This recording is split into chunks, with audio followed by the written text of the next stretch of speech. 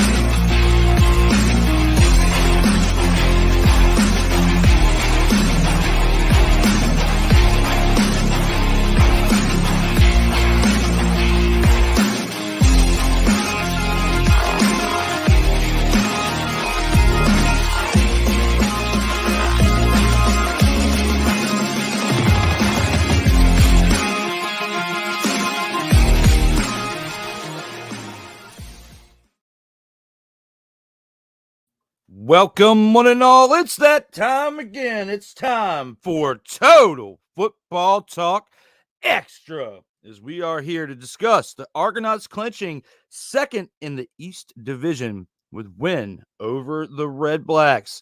I'm your host, Drew Willingham, and we are back to discuss the Week 20 recap, the preview of the final regular season week in the CFL for Week 21.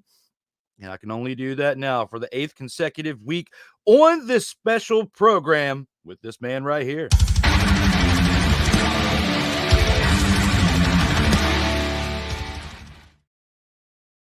Welcome back, Mr. Ryan McCarthy.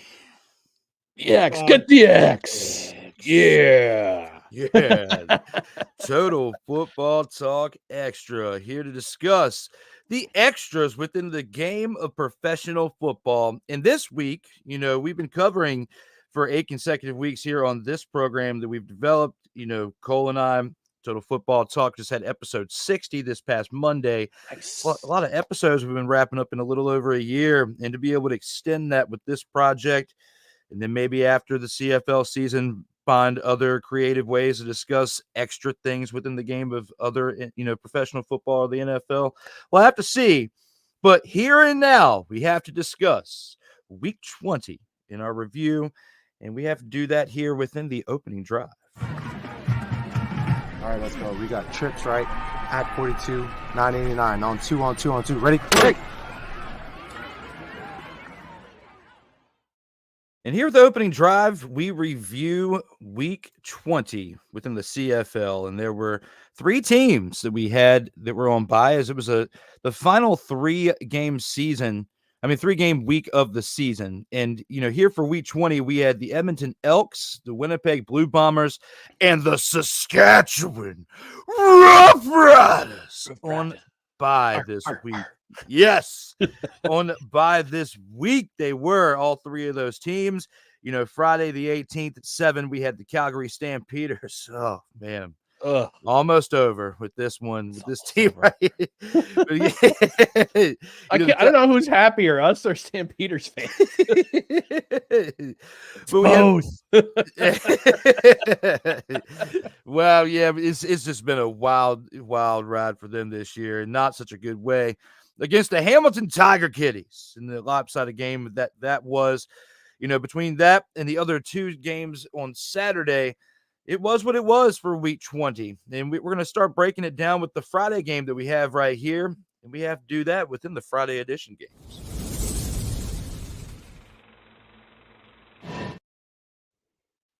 And within those editions of Friday games, this one we only had 1 Friday night game. In comparison to this week, we have 2 for the 4-game week.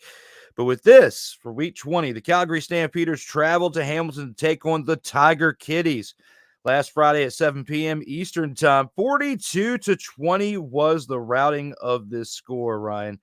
Absolutely terrible to watch when you look at this. I mean, Bo Levi Mitchell, if you are a fan of the Tiger Kitties and of this man for what he's done for the CFL over this time, 450 passing yards in this game. Old Man River gets it done. 5 touchdowns on the day with an interception as well, but does great work with him moving the chains on those 3 down drives to get this thing going into where they can win 42-20. When you add Greg Bell's performance of 15 carries for 139 yards, along with 3 receptions for 23 yards, Stephen Dunbar's 7 receptions for 146 yards and 2 touchdowns was a big highlight, along with Tim White's 5 receptions for 128 yards and 2 touchdowns as well. When you look at the numbers between his receivers and himself, Bo Levi Mitchell, they were definitely clicking on all cylinders in this game. The Tiger Cats defense only had 1 interception that was really a highlight of, with that being coming from Jonathan Moxey. But the defense did a really good job at containing the Stampeders offense. When you look at also the kicker, Mark Lehio, kicking 3 field goals on the day out of 3 attempts with a long of 35 yards, did enough to get things moving in the right direction to put up the points for the Tiger Kitties. Matthew Schultz, 124 passing yards and an interception, along with 7 carries for 43 yards and a rushing touchdown. It wasn't quite enough to get it done for the Stampeders, but a little bit better than what he did the week prior, even though he did throw an interception. Look at the fact on the ground, though, he had a rushing touchdown. That's the one positive from it, but he definitely didn't throw any touchdowns, so definitely trended downward. Dedrick Mills, the one highlight for this team throughout this year for the Stampeders, 13 carries for 76 yards, along with Reggie Beggleton's 4 receptions for 39 yards. Rene Paredes, field goal kicker, puts up 2 kicks, completing 2 of those, and gets 45 yards for his long on the day. When you look at what this team did in the Tiger Kitties, routing the Stampeders, what are your overall thoughts on what we saw in this game there, Ryan? Thank God Calgary's season's almost over. Yes! Yes! Because every team has been beating on this dead horse, literally and figuratively speaking, for the last 2 months, and we've had to talk about him on ever since I came back to Total Football Talk Extra. We've had to talk about this team, and mercifully, their season's almost over. And I'm watching this game. I was watching this game after a little bit after our wrap up on last Friday. Game was kicking off just as we were wrapping up. Funny enough, and Hamilton just kept scoring. It kept scoring. They touchdown, another touchdown, then another touchdown. It's 21-0 at the end of the first quarter.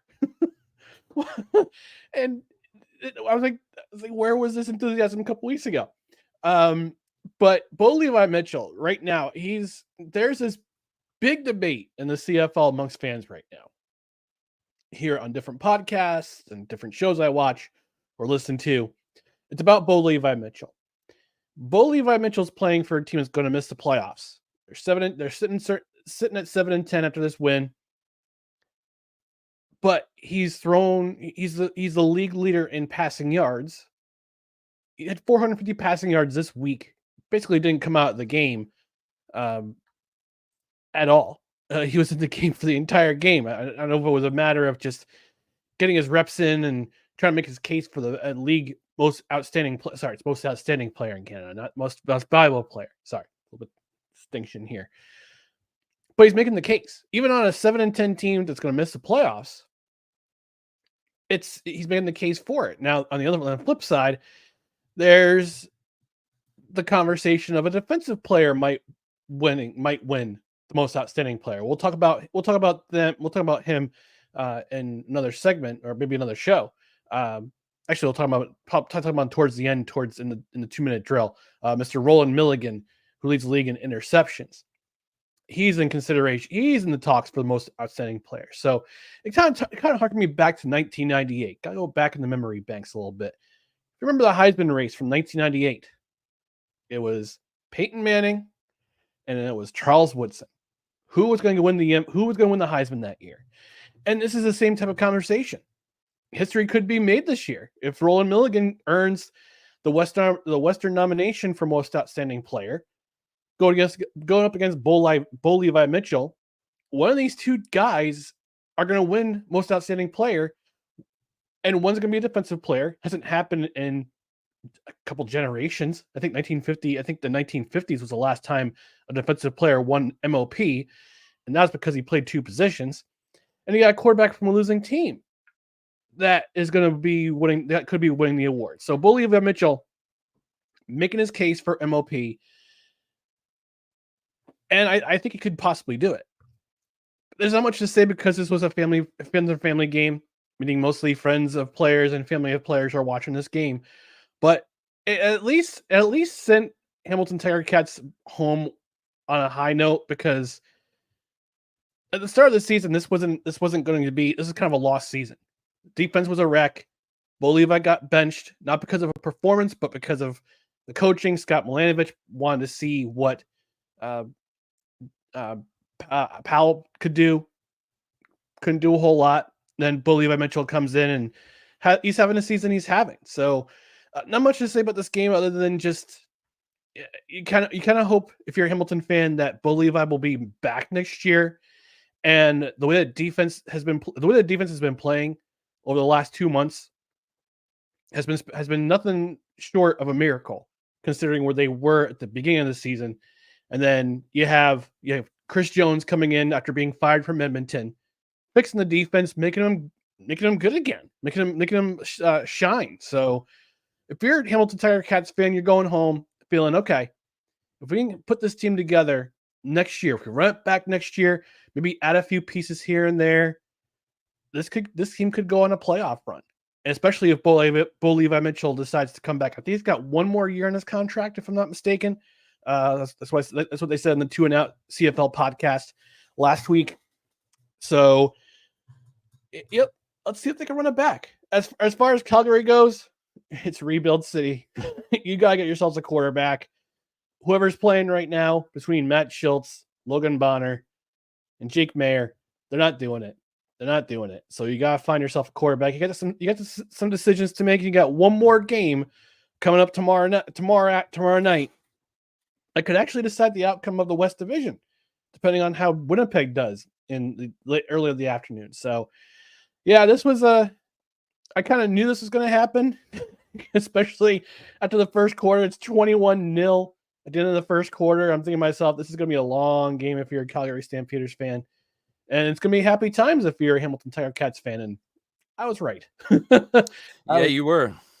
I mean, it's been tough to watch when you look at the fact that Bo Levi Mitchell led the Calgary Stampeders to 2 Grey Cups. Yep. And, you're facing your old team.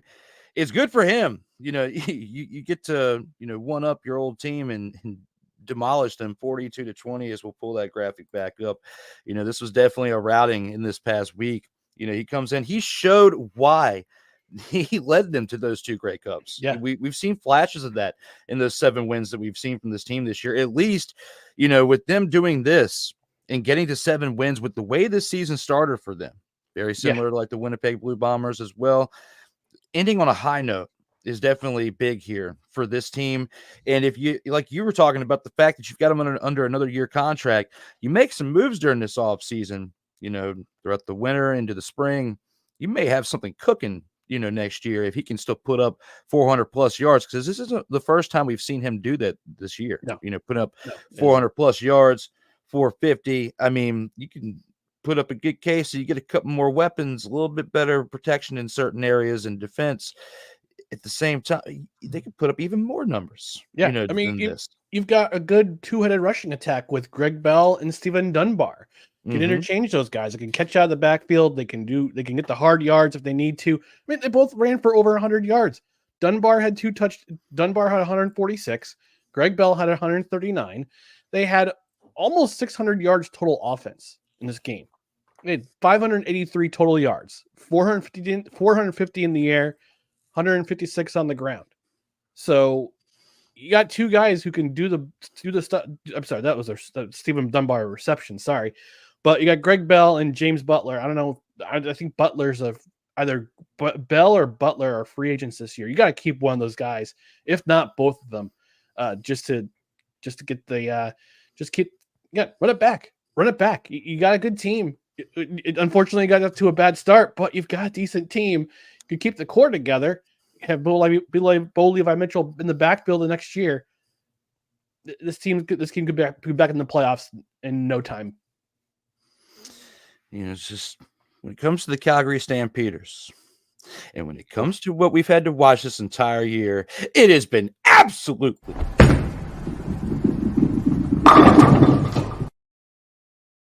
your old MVP, the man who led you to the 2 Grey Cups.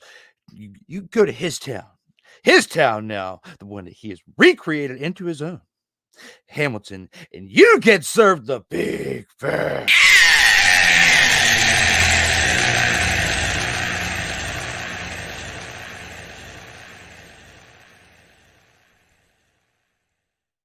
The Tiger Kitties, there is hope for their future. There is hope for their future. Yep. But at the same time, the Calgary Stampeders, from where they were 6 years ago when they last won their Grey Cup to now, they really need to stop it. Get some help. Because this is definitely not the type of rebuild that anybody wants to see. It is absolutely terrible. What? It is mother-fathering terrible. What? The worst mother-fathering thing that we have seen as far as you're at the top of the cliff and now you're at the bottom when it comes to the CFL. What? In my opinion. Surprise, motherfucker. That I actually have one in this matter. What are your thoughts, Ryan McCarthy? Nothing more can be said. And as I stated before, they've got some decisions to make in the offseason. Dave Dickinson is playing the dual role of GM and head coach. He's been getting snippy with the media lately. There's stories of fighting in the locker, not fighting in the locker room, but just bickering in the locker room, pointing fingers. The offense didn't really show up in this game. Defense didn't do their job. They got some decisions to make. And I just happen to think that Dickinson's going to give up one of those roles this year at the end of the offseason. Either he's going to give up his head coaching role and hand over the reins to somebody else, whether it be internally or they'll find another coach, or he'll give up his GM role and they'll find somebody else. Somebody mentioned Danny McManus, who is the assistant GM in Winnipeg, being a possible contender, being a possible candidate for the GM job. But let's wait. That's all speculation. Let's wait and see what happens. So you got to figure quarterback is going to be something they're going to look for in the offseason. Running back, they're okay. Dedrick Mills, very good, solid running back. He's filled in where after Kadeem Carey left and went to Toronto. He's filled in nicely. It's just gonna be. They gotta figure out what the defense is gonna do because they have the secondary is a mess. As we could see with the 450 passing yards they allowed on Friday, but they got some things to think about. You got some guys who are coming out of free agency at the end of the season. One of the guys is mentioned as a possible target of acquisition for a quarterback is Vernon Adams Jr. because of what happened with Nathan Ork, and we'll touch on that in a few minutes because we'll talk about that game. But it's going to be interesting It's going to be a very interesting offseason, something to see in Calgary. There's going to be some changes for sure. Absolutely. And they have to be done. And they have to be done after this disaster of a season. Oh yeah. Because I mean, with the way it started, and I was about to jump into it. We gotta. That's me. All right. Now, when it comes to this game right here, Stampeders, Hamilton Tiger Cats, it was so bad watching both of them this year for the majority. But I'm happy for Bo Levi Mitchell and Hamilton Tiger Cats to be able to end it on a high note. We'll be able to predict one more game for them here in a little bit as we have week 21 coming up, because but the Calgary Stampeders, this is the final countdown. Finally. To where next week we'll be reviewing it. But we'll be looking forward to the playoffs because we'll have 3 weeks of playoffs left to cover after this week. So, and none of those games will involve the Calgary Dead Horsies. No, they absolutely will not. Because all this finger pointing, they can do it all they want to, but the other side just can't. You can't handle the truth. So, with that being said, we're going to take this into the Saturday games.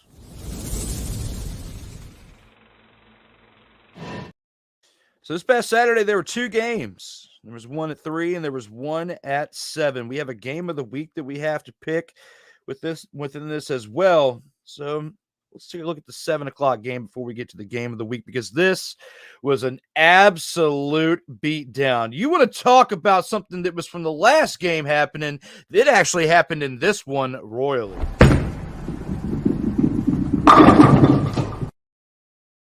It was absolutely bowling shoe ugly. Ryan McCarthy, looking at how this game was 27-3, and looking at how things were for the Alouettes. I mean, I know they've secured a playoff spot, but this is like the epitome of not even trying. You might as well have just forfeited, is what it looks like in this game. Because the BC Lions defense is not that good into what the numbers are for, and we're about to break it down. But Vernon Adams Jr. for the Lions, this is what you and I have been waiting to see for quite some time, because we saw a great start to the year for this team. I was liking it. Besides what we had with the Saskatchewan Roughriders, I was liking the BC Lions. They were like my second team. I mean, you got your favorites, and then you got your teams that you like to watch as well. Yeah. So that's the way I've always viewed sports. You know, of course, you never pick you have a favorite, and then you want to watch other teams that are the rivals. But looking at it for what it is, here and now, for this team, the BC Lions, they were enjoyable to watch when Vernon Adams Jr. was the quarterback starting this year out. I mean, we were talking about MVP candidate for several weeks on Total Football Talk when we were covering CFL, and then it was like the whole tide had shifted by the time we had TFT XTRA created. So, looking at that and looking what Vernon Adams Jr. was able to do in his comeback game to the Lions, because we didn't know if he was going to go somewhere else or if he was going to be with the Lions when this year ended, with discussions we had several weeks ago. And now where we're at with the end of October, he finally gets a chance to play again on Saturday, October 19th. Puts up 385 passing yards on the day, hurls 2 touchdowns in the air, but does throw 2 interceptions. But hey, you could look at those interceptions and say that's rust, right here before the playoffs are here. And we'll get into that here in a little bit, because they have secured a spot in the playoffs. And looking at that for what it is, this whole switching up quarterbacks thing came pretty late in the year, and we'll get into that here in a second. But he also puts up 5 carries on the day for 39 yards on the ground, has a rushing touchdown, along with, I'm probably going to butcher this name because it's new, but Jeshru Antwi puts up 6 carries for 71 yards. Stanley Berryhill III, a man who should be selling you car insurance, puts up 3 receptions for 81 yards on the day and a receiving touchdown. Keon Hatcher, 8 receptions for 117 yards, along with Justin McInnes is 7 receptions for 106 yards. Helps out Vernon Adams Jr. set up the Tide for how they were going to win this game. Looking at the defense, they put up 2 sacks on the day, and Sean White, the field goal kicker, puts up 2 of 2 for field goals, with a long of 33 yards. Looking at the Montreal Alouettes, though, this is where I get to the point of they just didn't even try, and they might as well have forfeited, because you had both of your quarterbacks out there putting up the same amount of passing yards. And when I say it like that, you're like, what's the big deal? The big deal is they both put up 67 passing yards on the day. They had no touchdowns. They were so bad they didn't even throw an interception. And I never thought I would ever say that. But they were so bad they couldn't even throw an interception. So bad they couldn't even throw a touchdown. So bad they couldn't do anything, because they put up 67 yards on the day. Looking at that for what it is, that's 134 yards collectively. That's terrible. Both of them put up some rushing stats. Davis Alexander put up 4 carries for 28 yards. And Cody Fajardo put up 2 carries for 16 yards as well. Stevie Scott, the running back, was probably, you would say, the highlight of the day for the team. 7 carries, 33 yards, and 3 receptions for 20 yards as well. The Alouettes defense, though, did outdo the Lions defense when it comes to turnovers they secured. Wes Sutton and Tyrese Beverett secured 2 interceptions apiece. Jose Maltos, the field goal kicker, was 101 on field goals for the day, and that field goal was only 14 yards long. Looking at this for what it was, is this a case of the Alouettes not showing up in this game, Ryan, or is this a case of Vernon Adams Jr. came back and is ready to light the league on fire for a playoff run? I think it could be you can interpret it as a little bit of each. I'm going back to the game week before, and Montreal had 4 days to prepare for this game. It's not an excuse; it's just a fact, because they played on Monday, on Canadian Thanksgiving or Columbus Day, and to just whatever you want to call it in America. They played flat in that game too offensively. Defensively, they were pretty stout. And in this game, it picked off Vernon Adams twice. They scored a sack on him, but otherwise they couldn't really contain him. I think Vernon Adams was just getting a lot of frustration. A lot of his frustrations out on the Alouettes because he hadn't played and hadn't started a game in quite a while. Part of it was injuries. Part of it was Nathan Rourke being there. And I think Rick Campbell just wanted to get, Rick Campbell just wanted to get Rourke used to the CFL again, used to Canadian style football again. But Vernon Adams is a guy who just throughout the whole thing, I think it would just kept it. He just was being himself, was being a veteran guy, was being mature, was getting the guys hyped up, was getting the hype every week. He wasn't in the lineup, wasn't starting. He was still hyping the guys up, but this time around, just you could tell that he wanted to just play his best in this game. And he did. I mean, 385 passing yards on a very good Montreal Alouettes defense, especially with the ball hawks that they have in their secondary. It's nothing to really, shake your head at, because you got to wonder, if this is going to be the offense going forward, this has to be the offense going forward for the BC Lions. And this should have been the offense for the last 2 months. This is only their 4th win in the last 3 months. It's awful. And especially in a year where you're hosting the Grey Cup. And you've been lost in the woods. Your offense has been lost in the woods in the Canadian wilderness of the Cascades for the last 3 months. And and now when the playoff seedings were pretty much decided the week before, you're finally saying, "Oh, we figured it out." Okay, well, let's see you prove it next week against whoever you play, whether it be Winnipeg or Saskatchewan in the West semifinal. On the flip side of the ball, again, Montreal's been flat offensively the last couple of weeks. Cody Fajardo only played the first half. Davis Alexander played the second half, and they just couldn't get things going on the offensive side of the ball. I think part of it was not having Mac in the backfield as a wide receiver option. He's been hurt the last couple of games, but he'll be back this week for the game against Winnipeg. And they're no rushing. No, I've been saying this. I've been harking on this for ever since I came back. They have no running attack, and and you saw it this game. They had no running attack. If you look at the stats on the player stats on the player side of the ball, they had four different guys carrying the ball between Stevie Scott, David Alexander, Sean Thomas Erlington, who should be the law firm, and Cody Fajardo. And they gave them a respectable amount of yards, but they just couldn't. They don't do enough running, and you kind of know what's going to be expected from this offense. It's starting to become predictable. So opposing defenses will see what they're going to be literally throwing at them. It's going to be. It's going to be on the arm of Cody Fajardo, or it's going to be on the arm of Davis Alexander. So in order for Montreal to and I think Winnipeg might be a get right game before the playoffs begin. They have a first round bye. They're going to host the East Final. But if their offense doesn't really start to pick up the pace soon, I think they could be very well out of contention for a Grey Cup. Whoever plays them in the East Final could take them by surprise and beat them in Wilson Stadium. And it's sad because they've done a great job this year. They're 12-4. They're 12-4-1 entering this week. And you want to have some sort of positivity going into the playoffs, whether you're hosting a playoff game, you're whether you got a bye going into the final or you're going into the playoff round, or you're playing in the semifinal, you want to have some positive. You want to have some positive momentum, and it just kind of seems like their offense has been sleepwalking for the last month or so. Ever since they clinched the division, they clinched home field.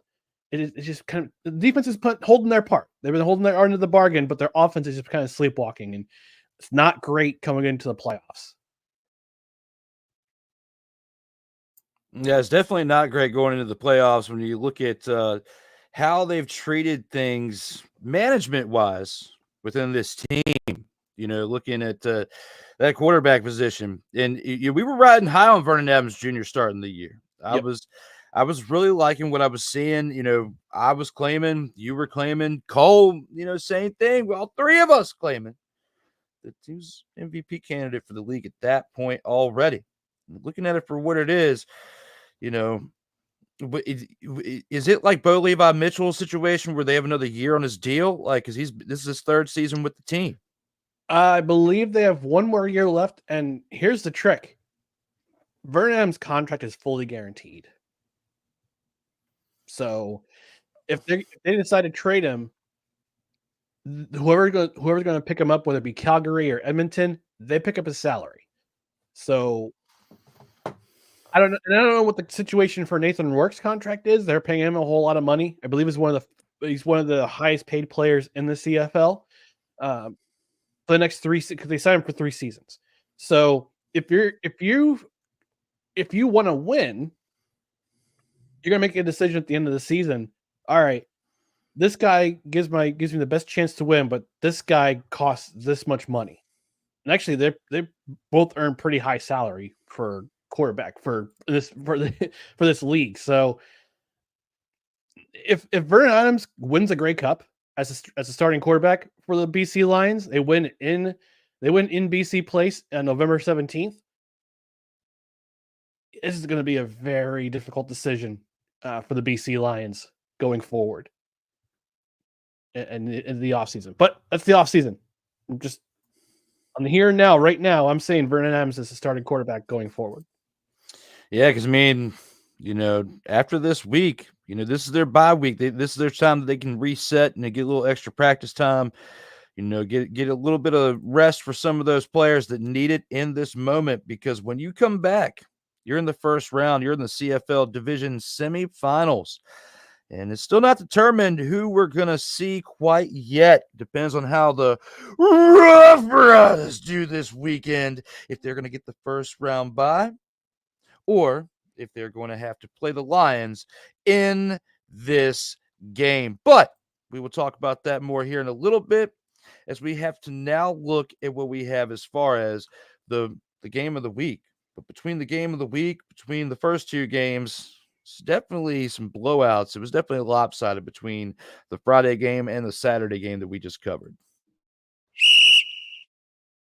Before that, we stay within Saturday, but we have the game of the week now. With the game of the week, we have to take a look at the Ottawa Redblacks traveling to Toronto to take on the Argonauts. This past week, it was a Saturday 3 p.m. contest, the middle of 3 games for the weekend. And we look at the Ottawa Redblacks team, who have definitely had their roller coaster of a ride, as well as the Argonauts. Both of these teams definitely competing for a playoff run here, and they will see each other again after their Week 21 separation, as you have their Week 20 contest. Then they'll come back in the CFL division semifinals. Looking at this preview right here, it was a pretty good game that we had in this contest. The Argonauts put up 38 points to the Redblacks 31 points. Now, Chad Kelly doing what he did in this game. 331 passing yards, along with 3 touchdowns he hurled in the air. Puts up 10 carries on the day for 25 rushing yards and a rushing touchdown.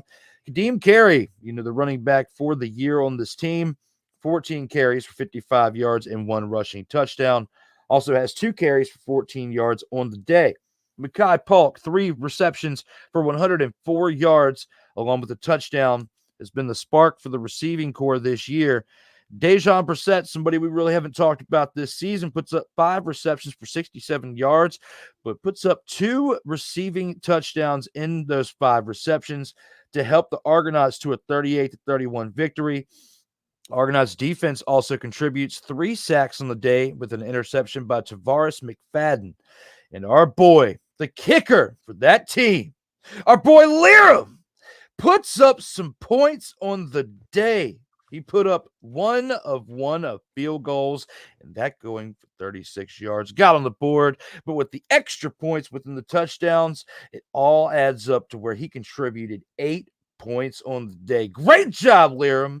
Not even going to mess up your last name today because you deserve your spotlight. Liram deserves the spotlight. He contributed. He didn't have to contribute too much or too little by not even getting on the board. And he didn't miss anything because he made that field goal. Great job, Liram. I'm proud of you. And so is Ryan McCarthy over here. Now back to the game. Back to this game right here for it being the game of the week. There was action on both sides of the ball. Drew Brown put up 400 passing yards and 4 touchdowns on the day, along with an interception. He did only put up a carry for 9 yards, but hey, it's not negative. It's still 9 yards for that 1 carry. It's pretty good. The negative part of this team, that they're lucky they still got 31 points on the day, is because they had no running game whatsoever. Ryan McCarthy, it was absolutely terrible. When you look at the numbers they put up, I'm surprised they got 31 yards because their running back, Kalen Bourne, had 4 carries for 11 yards on the day. He had more action as a receiver. He hurled in 4 catches for 42 yards, but 4 carries for 11 yards is absolutely dumpster Pelican worthy. Justin Hardy, though, the highlight of this team receiving-wise for this year, puts up 7 receptions for 102 yards on the day and 1 receiving touchdown. And another receiver in the game also has 2 touchdowns, trying to outduel the receiver on the other side of the ball.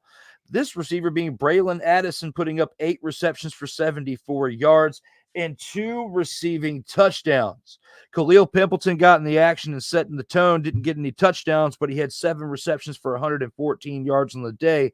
All this action by the receivers helped out Drew Brown, that kept this team in the line of action through and through from start to finish. The Redblacks defense was only able to muster up a sack, and the lack of productivity on that side was what contributed to them getting 38 points for the Argonauts. Looking at this for what it was, for being the game of the week for the CFL, what are your thoughts overall when looking between these two teams and what we saw as a preview to the first round of the playoffs? We almost had a tortoise in the hare game, and I'll tell you why. Because Toronto got off to such a hot start. I mean, this was a kind of a flip to the game they had last month when Ottawa got off to like a 31-3 lead in the first half and only went in by, I think it was 13. If I remember correctly, I'm trying to remember my memory banks. This was the same thing. This was almost exactly the same thing. And Toronto was up 28-6 at halftime. And then they just kind of put themselves on cruise control for the rest of the game. Except, here comes the fourth quarter. And all of a sudden, you see Ottawa try to start to play. They start to play catch up. They couldn't convert on 2. In the third quarter, they couldn't convert on 2 drives where they got inside Toronto's 10. That was the biggest difference in this game. But they just didn't give up. And the only reason, but because they had to play catch up so much, because their running attack was taken, the running game was taken away. The running game, they had 28 total rushing yards on 8 carries. They only carried the ball 8 times because they couldn't get the running attack together. And that's why Drew Brown had the game that he did. Welcome back to Drew Brown, by the way. But it's a tale of 3 complete quarters for Toronto, and then all of a sudden not showing up for the final quarter. And also part of it, don't forget too, I watched the highlights. They had 2 onside kick conversions. Ottawa, but here's the thing too. Here's the thing. They only converted a touchdown on one of those onside kicks. I think the first onside kick they recovered was Drew Brown threw an interception. Got the ball back, scored a touchdown, did another onside kick, and then got a field goal out of it, I believe. So But yeah, it was just a tale of it was just almost one of those things where it's just like, wow, I can't believe it's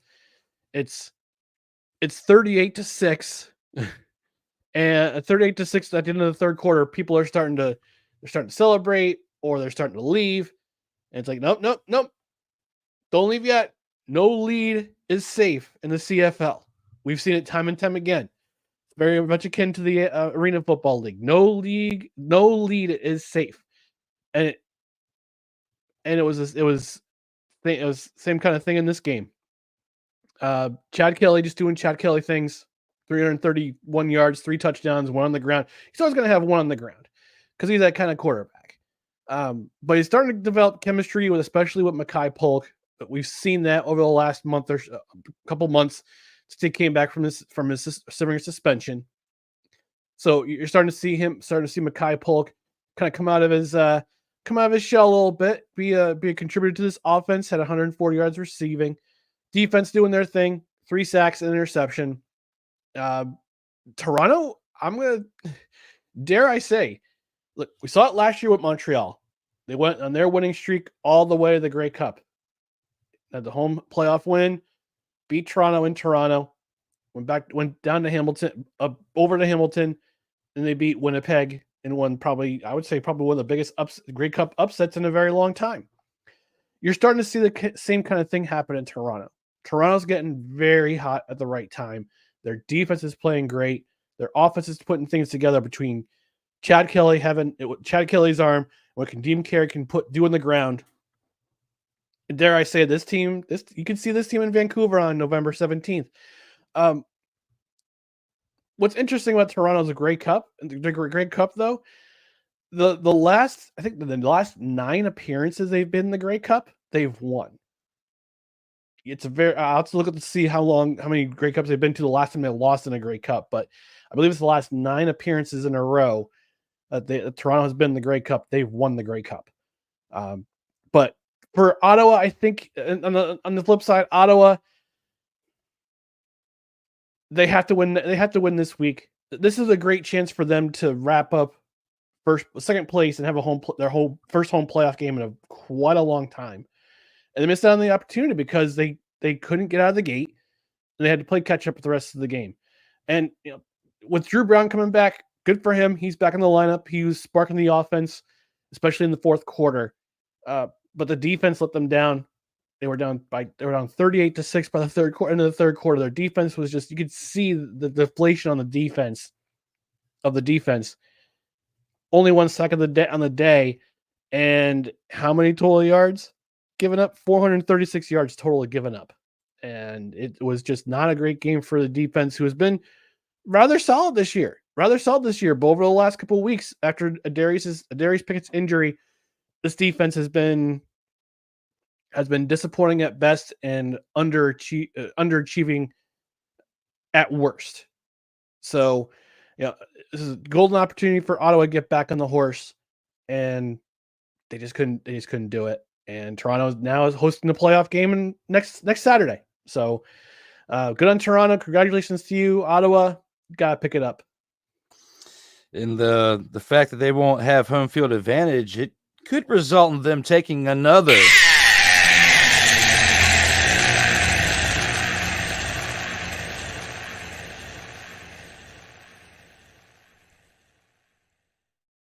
Mickey Delaney is in the house. Hey, says hi, Drew. Hi, Ryan. Well, Mick, glad to have you here.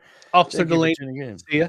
Yeah, the comment cop is in the house. Somebody summon Ike so the two of them can duke it out in the comments. It's been a while since we had that shenanigery going on in the comments. He also says shared and liked. We greatly appreciate it there, Mick, having your support out here in these streams. But yes, we've now covered 3 games within this week of the CFL. Remember, the Elkimos, the Blue Bombers, and the Rough Riders had the bye this past week. And now looking at that for what it was, we now have to take it to our favorite parts of the week, where we get to pick somebody for the best and worst performance. And we start that off now with the Grand Champ. All right, let's go. We got trips, right? at 42, 989 on two. Ready? Quick! Total Football Talk Extra.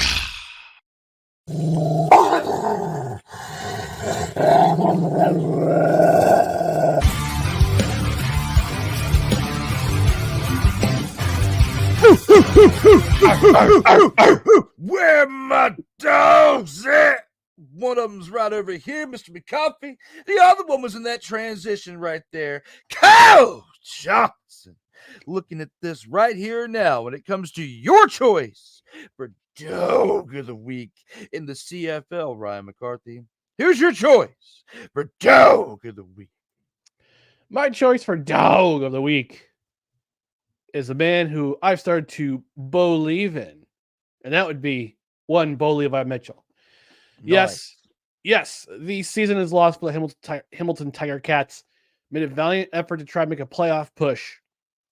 Unfortunately, came up short, but Bo Levi Mitchell, spry veteran, doesn't give up. He ain't giving up. And 450 passing yards, 5 touchdowns, excuse me. He's putting himself into contention for league's most outstanding player. Now, we could all argue, say, oh, it should go to somebody on a winning team, this and that. I'm like, listen, Andre Dawson won the National League MVP in 1987, even though the Cubs finished 18 games back of the St. Louis Cardinals that season. But if you saw the numbers he had, yeah, he definitely deserved MVP. And we're seeing it here with Bo Levi Mitchell. 450 yards in this game. He's thrown for over 5,000 yards this season alone. 5,000 yards. And he's got a chance to keep going on that total this week against an Ottawa team that is bleeding yards. They bled yards last week against Toronto. And I'm just gonna go with Bo Levi Mitchell. He's the dog of the week in my mind. Nice pick there, Mr. McCarthy. We got, I don't know what button got clicked over here, but there we go. You're back there over we go. here. All right. So when it comes to this, and when it comes to our choices of dog of the week, they're very similar, with mine going to quarterback as well. We have to look at this man right here. We have to look at a quarterback who was on the shelf for a little bit. A quarterback who, right here and now, we had questions about. We were just talking about, was he going to play again for this particular team? Was he going to be traded? Was he going to go somewhere else? We don't know, because we were waiting. We were waiting to see. And this man being Vernon Adams Jr., with what he did for the Lions this past week. Coming in, hurling 385 passing yards, 2 touchdowns. Yes, he did have 2 interceptions, but look at the amount of time he was on the shelf. He was a little rusty. He still led his team to a 27-3 victory over a team in the Alouettes, who have been dominating the league all year, who just decided to not show up in this past game for part of it. But the other part, Vernon Adams Jr. lit it up. And he also did with his legs, with 5 carries for 39 yards on the day and a touchdown on the ground, putting up 3 touchdowns collectively. Did better than what he did negatively. So I have to give it to this man. Vernon Adams Jr. is my choice for the dog of the week. Solid pick. Pick. Return game. Throws for almost 400 yards against a very good defense. Good pick. Thank you. Yeah, you got to look at the. It's been a while since we were able to pick him as a dog of the week. Yeah. He had several picks on the main show. Hadn't had a chance to do it on the new spinoff. So here we are, here and now. Vernon Adams Jr. and Bo Levi Mitchell. The two of you are our choices for the dog of the week. And now we get to review our snowflake of the week.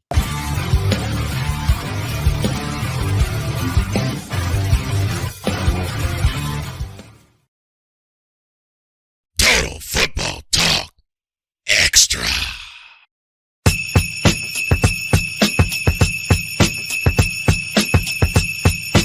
Yeah, it's that time for the snowflake of the week, as we choose our player who was the least productive in the league for the CFL in week 20.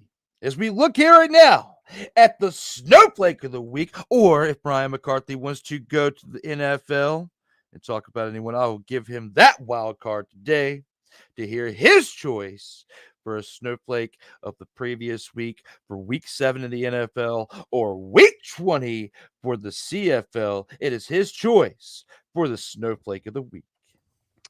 Well, I went on an extended rant on No Credentials Required on Tuesday about my New York Jets, so I'm gonna leave them out of the conversation. I've said enough about them. But my snowflake this week is gonna take a little bit of a curveball. Have a little bit of curveball here. Nothing to do with baseball. I'm going to talk about when Mr. Head coach of the BC Lions, Rick Campbell. I know you won this week, but why did you wait this long to put Vernon Adams Jr. in the lineup? Why?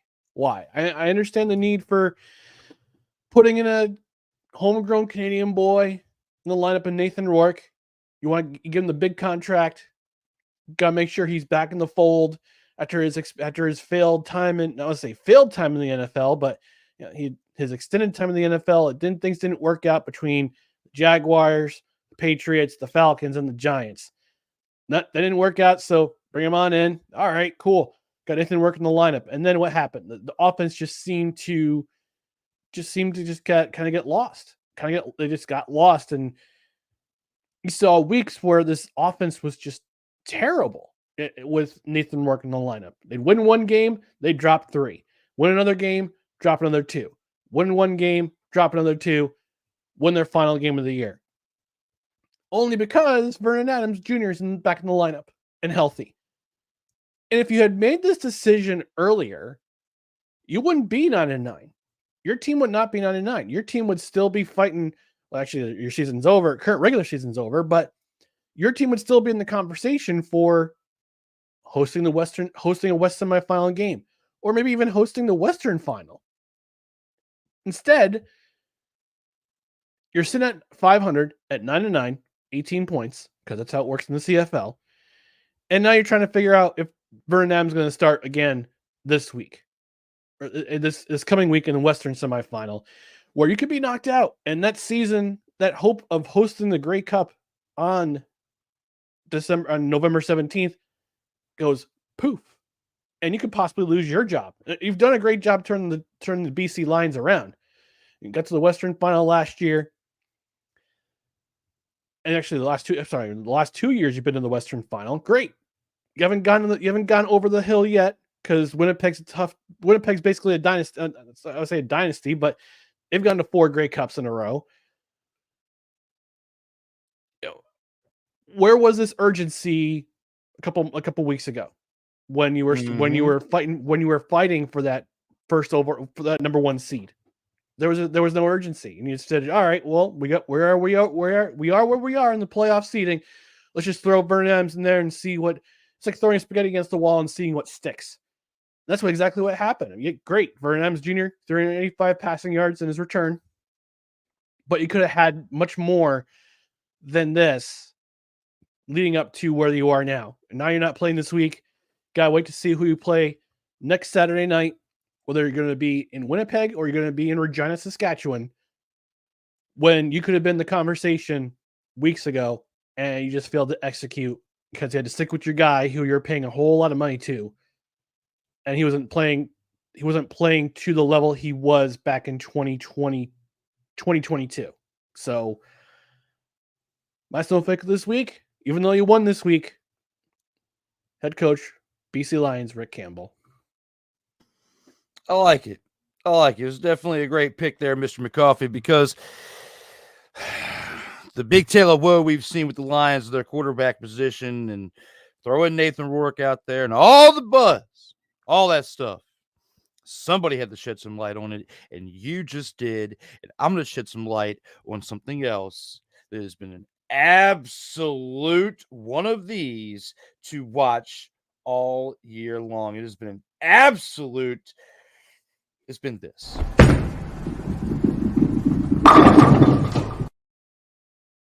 All right, everyone, get ready for shenanigans. You guys want to hear a fucking story? Story is this. Let me tell you about a story about a team that has absolutely sucked all year long. A team that I'm looking so forward to next week having to review for the final time of this year, and that being the Calgary mother-fathering Stampeders. You have been an absolute dumpster Pelican team to watch, and I'm sorry if you can't. You can't handle the truth. Put it on screen. I'm sorry. I'm sorry if you can't see it, and I don't know where the dumpster Pelican button went to because it is not here right now. It is. I want to click the button, but I can't. The closest thing I can click to it is this. Diabetes. Diabetes. Don't be. You're fucking scared! Yeah, you're fucking scared! Because the Calgary Stampeders have not been scared to take the.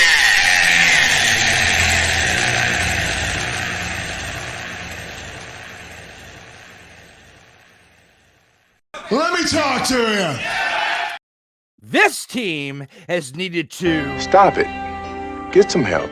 Oh, my brother, testify. What?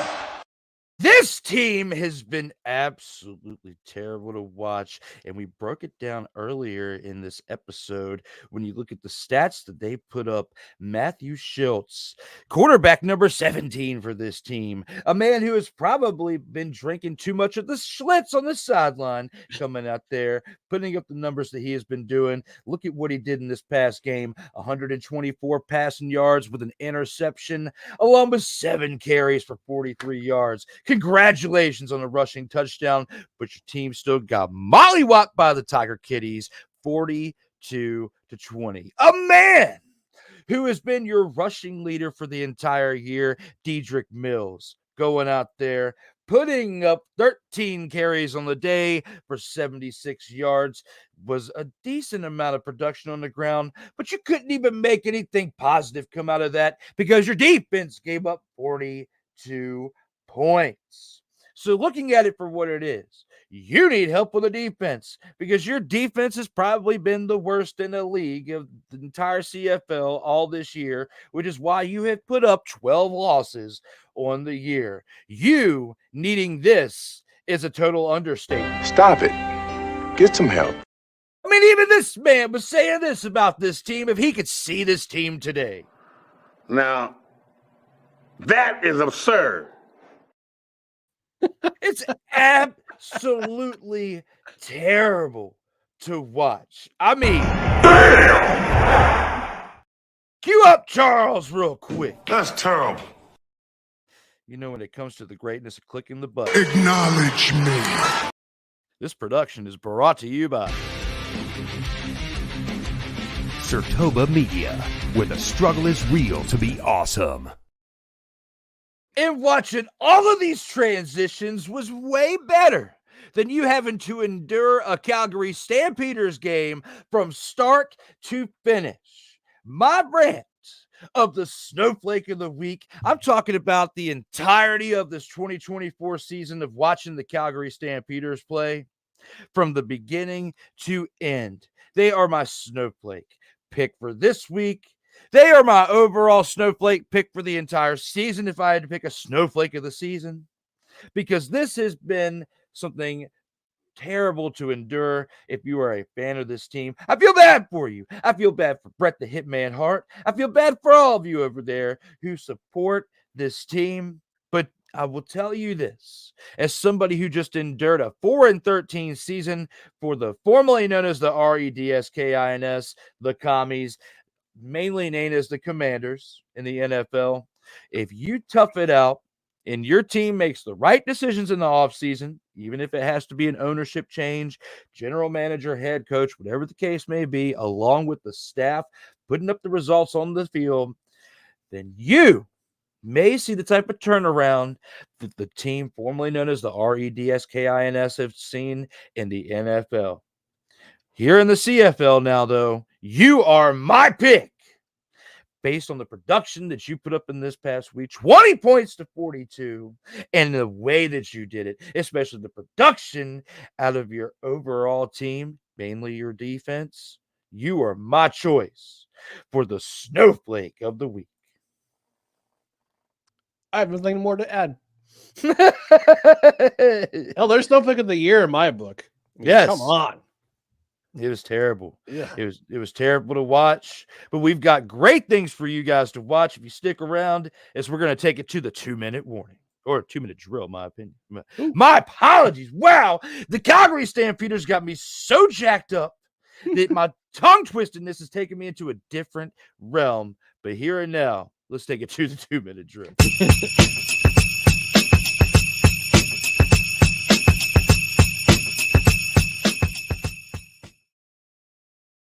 Total Football Talk Extra.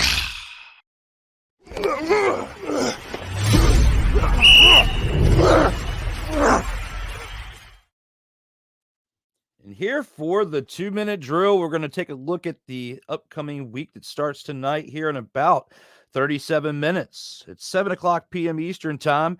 We have the Hamilton Tiger Kitties traveling to Ottawa to take on the Redblacks. Looking at this game and the fact that the BC Lions, who are 9-9, have their first, well, not their first, but their last bye of the season here in the last week of the season. The 9-9 team is on bye. The Hamilton Tiger Kitties traveling to Ottawa to take on the Redblacks in the final game of the season for Hamilton. Do they get their 8th win of the season and improve to 8-10, or does Ottawa get back on track with a victory at home before next week's playoff game, Ryan? Seeing how Ottawa has offensively been, or defensively been, just not great over the last couple of weeks, and Bo Levi Mitchell having that hot arm, over 5,000 yards passing this season. I'm willing to. And also with the way the Tiger Cats defense has been playing pretty well over the last couple of months. Ottawa needs this game to get the momentum going for the playoffs. They have to win this game, but they've underachieved over the last month and a half, 2 months, since they got off to that really hot start. On the flip side, Hamilton's been better than them. And then, in fact, in their last meeting, Hamilton went up winning them. They beat them big. So I'm going to say, just because, you know, I'm a believer. I hope Bo Levi Mitchell wins the most outstanding player of the year, the year of the award this year at the award show in a couple of weeks. I'm going to roll the Tiger Kitties in this one. I think Tiger Kitties win this one, and Ottawa is just. I think their season's starting to sink, and it's been sinking. But I think this is this particular howitzer will put a bigger hole in that boat that they have. It's not like the Boveralls situation though, where it's rocking the Boveralls and they were rocking and rolling. But you have the Tiger Kitties. Mm-hmm. You have the Redblacks going to 8-9-1 before their playoff game and continuing their Dumpston Pelicanery. Yep. I agree with your sentiments. I am going to say that they fall to 8-9-1 as well. And we see the Boverall-led, Boverall-less, Bo Levi Mitchell lead this team on a high note to end the year, as it was a rough one overall for them. But 2 games under 500 is a better way that it could have ended when you look in comparison to other teams like the Stampeders. I agree with your sentiments here. I'm going to say that the Hamilton Tiger Cats win this game on the road in Ottawa tonight at 7 o'clock p.m. Eastern time to kick off the final week of the CFL. And we have 3 more games that we have to review as well. Hey. Who's giving them the business? Our next game tonight will be at 9:30 p.m. Eastern time. The Toronto Argonauts travel into Edmonton to take on the Elks. Looking at this game right here, Ryan, we have a team in the Argonauts who's 10-7 coming into Edmonton to take on a dumpster Pelican team for the majority of this scene, but has had some ups and downs, but has had some pretty decent ups in those 6 wins as well. looking at that for what it is. Do you think they can end their season on a high note similar to the Hamilton Tiger Cats with their 7th win and do this at home? Or does Toronto get another victory en route to their week next week in their game in the playoffs? It's going to depend on what Coach Ryan Diddy wants to do with this Argonauts team. They're secured. They've secured their playoff spot. They're going to host a playoff game. And I'm looking at the depth chart right now, and it looks like they're going to sit a bunch of their starters because Dukes is in at quarterback, and McMahon is in for running back in lieu of Kadeem Carey. So we got a couple of Cameron Dukes, will be starting at quarterback. Looks like Chad Kelly's going to be the 3rd man on the roster. So it looks like Toronto's resting most of their rest the key starters to prepare for Ottawa next week in the playoffs. So with all that being said, I think partially because of that, it's kind of, I wouldn't say it's a throwaway game for Toronto. They can afford to lose the game. But for Edmonton, pride's on the line. Pride's on the line. Guys are fighting for their jobs. This is another team that could, if they keep their core together, but get things together on offense with decide what to do on quarterback, whether it be McLeod Bethel-Thompson, or if he winds his way out of Edmonton, Trey Ford comes over, or you could see Vernon Adams Jr. or Nathan Rourke become an Edmonton Elk this year. So they got some decisions to make in the personnel, but a lot of guys will be fighting for next year, want to extend the team for next year. I want to see if Jerry Jackson has done enough to earn himself taking that interim title off the coach and just be permanent head coach. This is the audition to do it. So I'm going to go with it's going to be a low scoring game. It's going to be ground and pound for sure. Ground and pound, because both teams have very effective running games. It's going to be a ground and pound affair. But I'm going to go with the Elks in this one. I think they want to win in front of their home fans. They want to build some momentum for next year. I think they've done a lot of that over the last couple months. They have new ownership, and who's going to help them boost their profile in the city. So I think I'm going to take the Elks in this one. I think this is going to be the first game that I disagree with you on, and I'm going to go with the Argonauts to win this road game, help them out with their little bit of a momentum going into the playoffs, which is definitely what they need after the ups and downs that they have faced this year.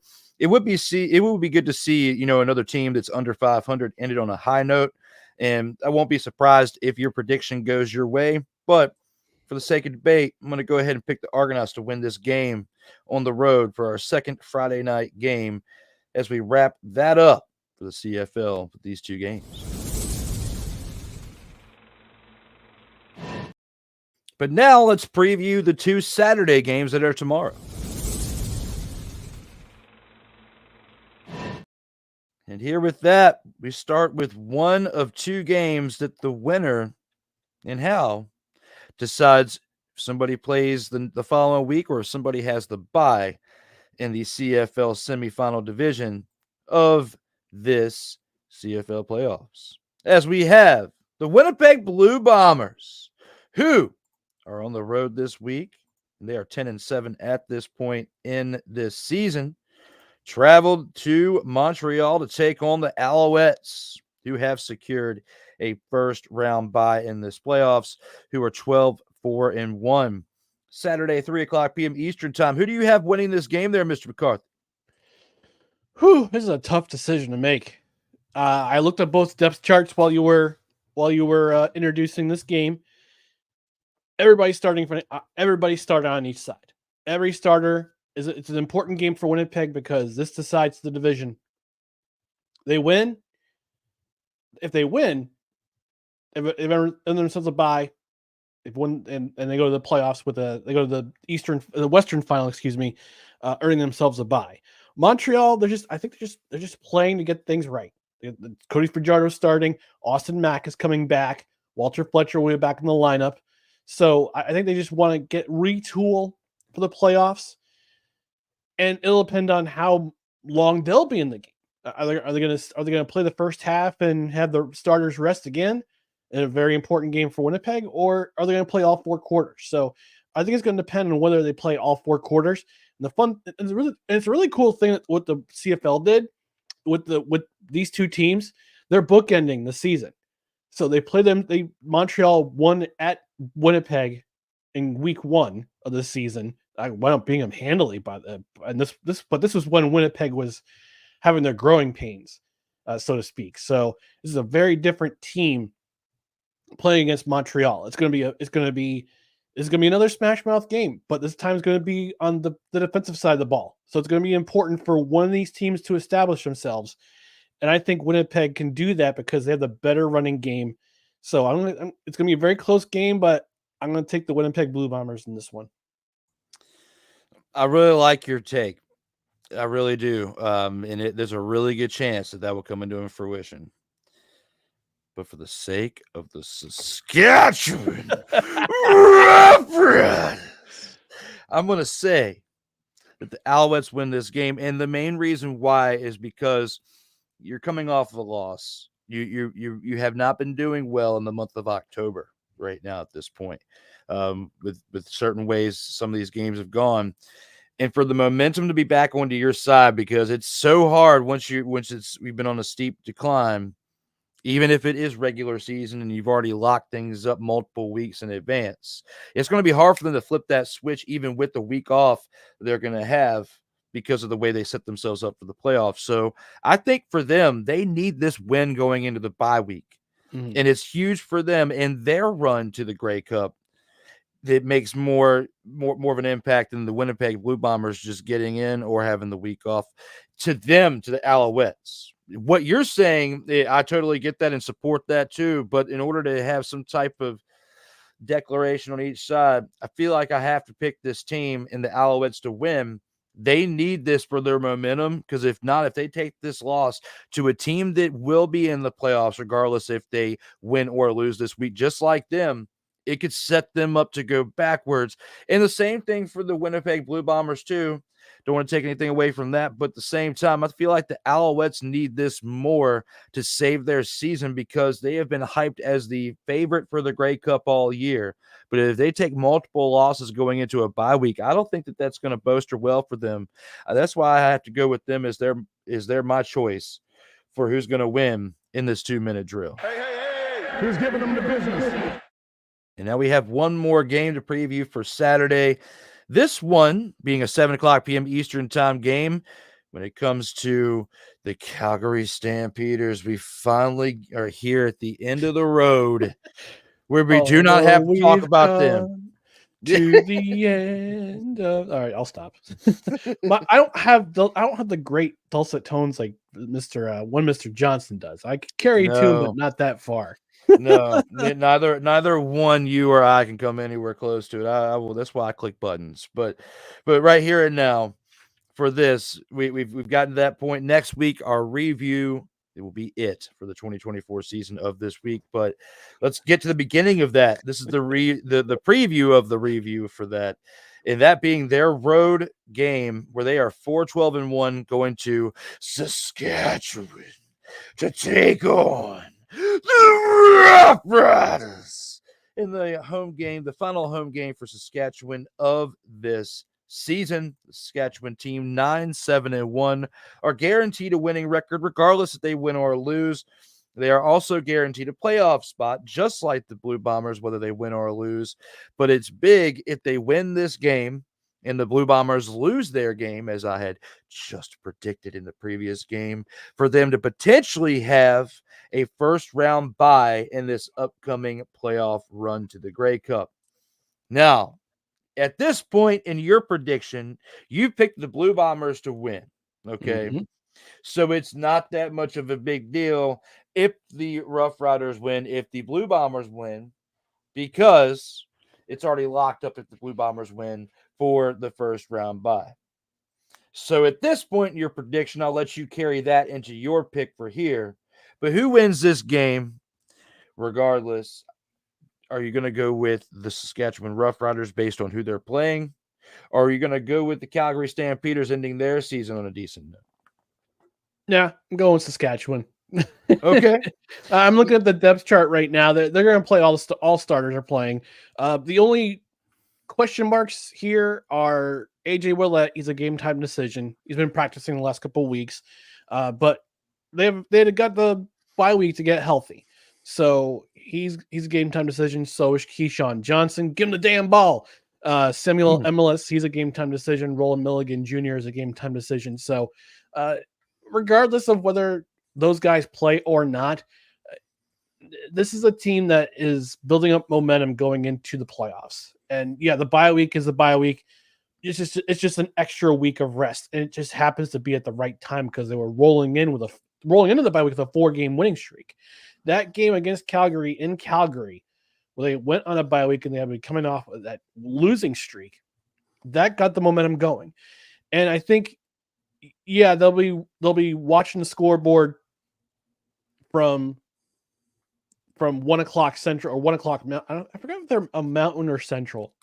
I forgot, but whatever time they're playing, they're gonna be watching that scoreboard when Montreal is playing Winnipeg, because they're gonna be paying attention to see if if Winnipeg loses. Because Winnipeg loses and they win, they earn themselves a bye, which will be even better for this team because this team's coming in kind of healing up. So, but even if they don't put in the starters that they need to put in, like Willett, MLS, Johnson, Milligan, they're still going to roll. I think they'll still roll over this Calgary Stampeders team. It's not going to matter whether first place is on the line or not.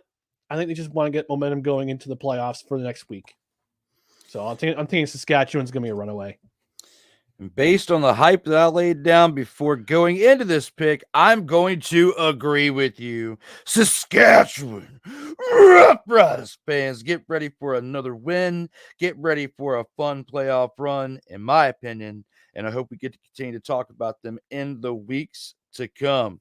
But now with that being said, we have taken from the 2-minute drill to the post game.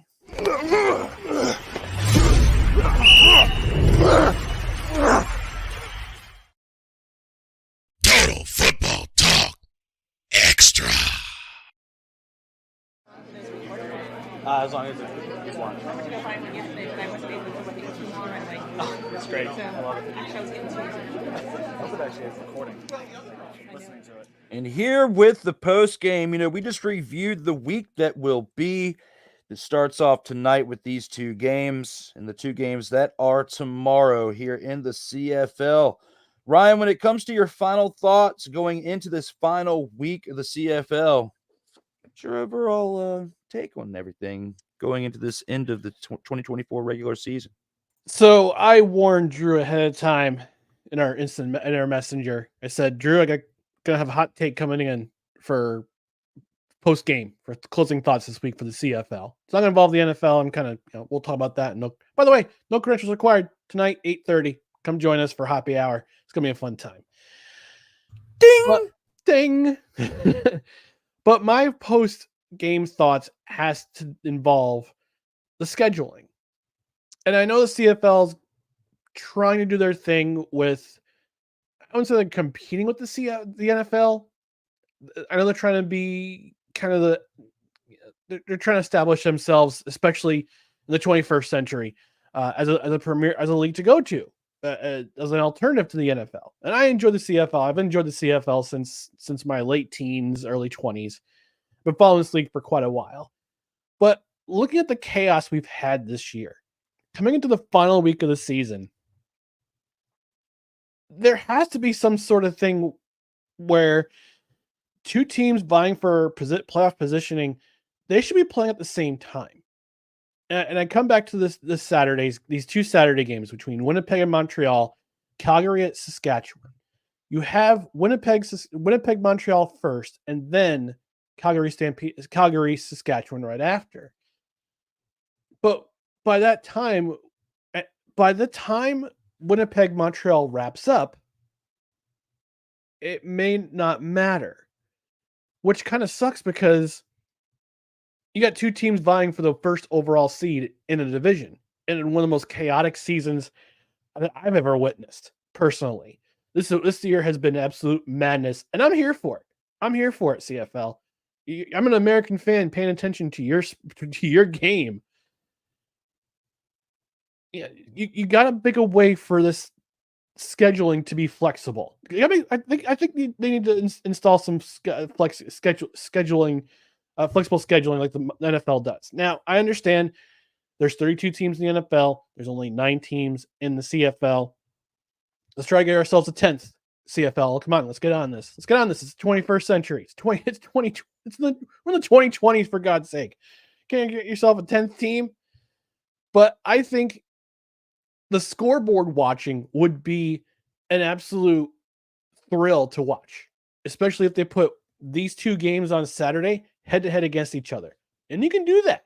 You've got an exclusive contract with TSN, with Bell Media and CTV in Canada. You mean you can't tell me you can't put 2 games on at the same time on 2 of the TSN stations up there? You can't put one on TSN, one of the TSN stations, and one on CTV? Can't put 2 on CFL Plus for the United States and international audience to see? Facts.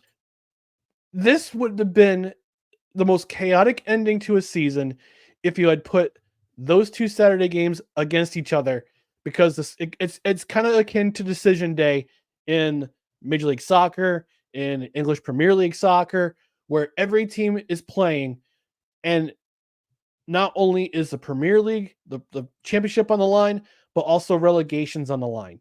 And it's in a similar situation here where you have 2 teams playing for first place in the Western Division.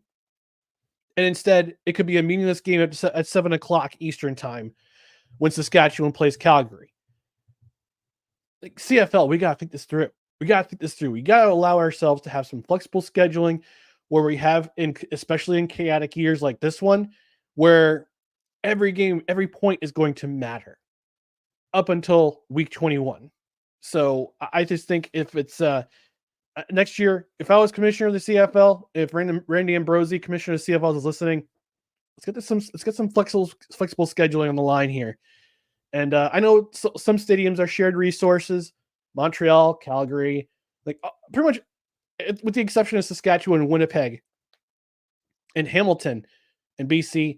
You know, every team has to share their resources. But I think we could work around that and have cooperation with whoever they're sharing with to make sure that this flexible scheduling, this head-to-head matchups, the scoreboard watching, the madness that is decision day can apply to the CFL and as well as the NFL. Because remember, the NFL, every team plays in week 18 on the same day. No Monday night games. I think, except maybe but there's a Sunday night game. But it usually is the decider for the last playoff spot. We need something like that in the CFL. It just makes it so much more fun.